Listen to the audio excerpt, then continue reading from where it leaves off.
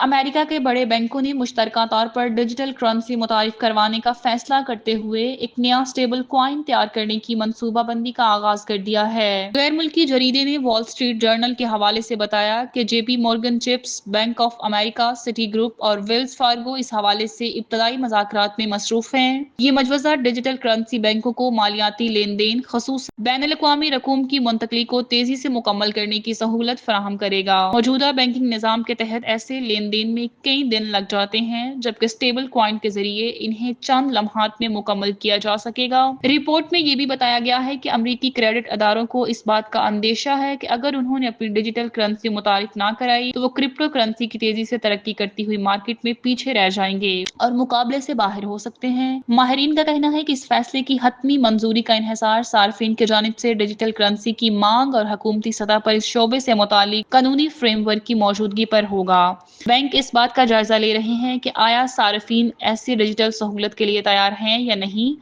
اور کیا قوانین اس کی